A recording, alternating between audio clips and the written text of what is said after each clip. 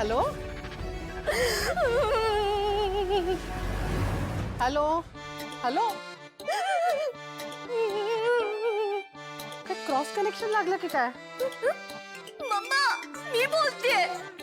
अगं निशू अगं काय झालंय काय तुला? रडते काय? मम्मा मम्मा मी रडू नाही तर काय करू?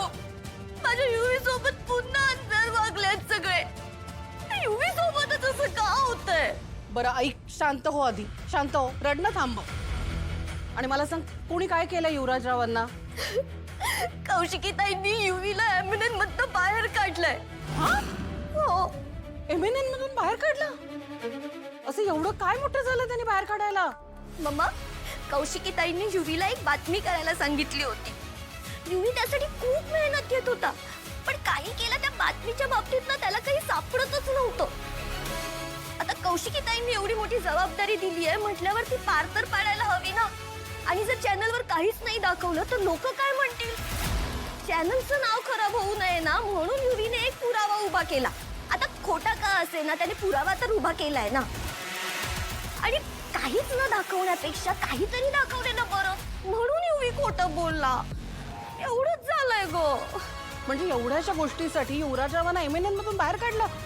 काय कौशिकीताई पण ना? नाही म्हणजे युवराजराव खोटं बोलले हे मान्य, पण कौशिकीताईंचा शब्द राखायलाच बोलले ना खोटं. कमाल आहे. Exactly mamma. बघ तुला कळतंय मला कळतंय पण त्यांना कळत नाहीये ना. हाच प्रॉब्लेम आहे. त्यांना नाहीच कळणार, कारण त्यांचा सगळा कल त्या केदारकडे आहे ना. हो ना. या सगळ्याचा युवीला खूप त्रास होतोय. बिचारा खूप फ्रस्ट्रेट आहे.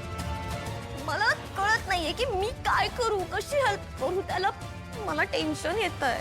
हे बघ, तू रडायचं आधी बंद कर. हा, तुझी आई आहे ना, मी सांभाळून घेईन सगळं. मम्मा तू काय करणार आहेस? तू चॅनल काढणार आहेस का आणि युवीला चालवायला देणार आहेस का ते? नाही, मी चॅनल नाही काढू शकत, पण मी माझ्या मुलीला असं रडतानाही नाही बघू शकत.